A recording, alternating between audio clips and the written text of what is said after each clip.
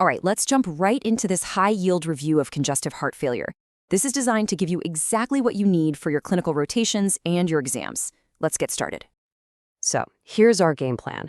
We're going to break this down into 5 key parts.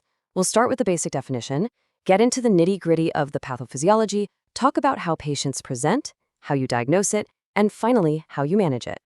Okay, first things first, we need to establish a really solid foundation. It's important to remember that heart failure isn't just one specific disease. It's actually a complex clinical syndrome that happens when the heart just can't keep up with what the body needs. So, what are we really talking about here? At its absolute core, heart failure is a state of pump dysfunction. Something, either structurally or functionally, has gone wrong with the ventricle's ability to either fill up with blood or to squeeze that blood out. And that fundamental problem, well, that's what drives every single sign and symptom we're about to talk about. Now, one of the first things you have to figure out is this. What kind of failure are we looking at? Is it a systolic problem or a diastolic one? Systolic failure, which we call HFrEF, means there's a problem with contraction. The pump itself is weak. Diastolic failure, or HFpEF, is a filling problem. The ventricle is too stiff to relax and fill properly. And the key number that tells them apart? The ejection fraction. This is where things get really interesting. And kind of tragic, actually. The heart failure itself kicks off this self-perpetuating, vicious cycle. And you have to understand this cycle because it's the key to understanding why our treatments work. The body tries to compensate for the weak heart, but in the long run, those very compensations make everything much, much worse. So how does this all get started? Well, it usually begins with some kind of insult. Maybe a heart attack. That leads to a drop in cardiac output. The body senses this, panics, and goes into crisis mode, activating 2 major systems, the renin-angiotensin-aldosterone system, or RAS, and the sympathetic nervous system.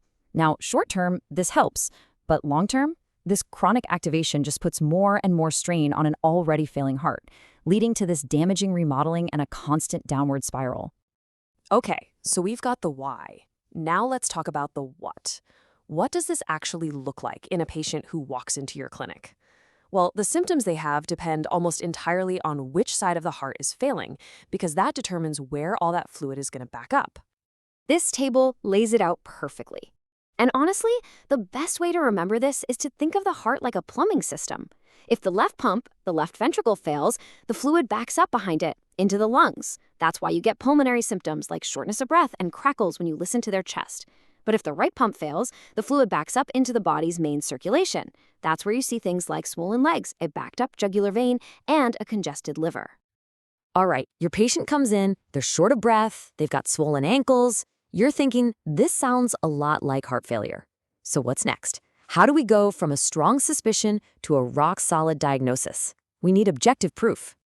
We've got a few key tools in our diagnostic toolkit to really nail this down. We're going to look at a crucial blood marker, check for some classic findings on a chest x-ray, and then talk about the absolute gold standard for imaging and diagnosis. First up, labs. And the big one here is BNP. That's brain natriuretic peptide. You can think of this hormone as the heart's cry for help. The ventricles release it when they're getting stretched out and are under a ton of stress. So a level over 100 is a huge clue that the patient's shortness of breath is coming from the heart. Next, you're going to get a chest x-ray. And there are some classic signs you absolutely need to be able to spot. You're looking for an enlarged heart or cardiomegaly. You'll see evidence of pulmonary venous congestion, a sort of cloudiness. And you've got to look for these classic curly B lines. They're these little horizontal lines out in the periphery of the lungs that tell you there's fluid in the interstitia. But really, when it comes to heart failure, the gold standard, the one test that gives us the definitive answer, is the echocardiogram. This ultrasound of the heart is essential.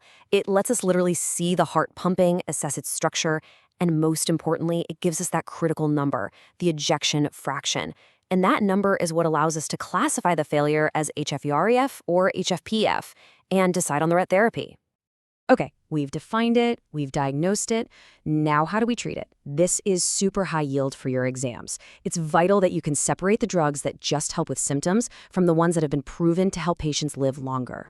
So let's talk about the mortality benefit drugs, specifically for HFrEF. Think of these as the 4 pillars of modern therapy. And the really beautiful part is that their mechanisms directly attack that vicious neurohormonal cycle we talked about. ACE inhibitors and ARBs, beta blockers, aldosterone antagonists, and SGLT2 inhibitors. These are the drugs that are proven to improve survival. Now, what about that congestive part of congestive heart failure? For the fluid overload, the edema, the congestion, we turn to diuretics, with the classic one being furosemide. They work wonders for getting fluid off and making patients feel better. But, and this is a critical point, diuretics are for symptoms only. They provide relief, but they have zero, I repeat, zero mortality benefit. Okay, let's wrap this all up with a clinical pearl that you can take straight to the words. Every single time you encounter a patient with heart failure, you need to classify it in 3 distinct ways. First, by side. Is it left, right, or both? Second, by function.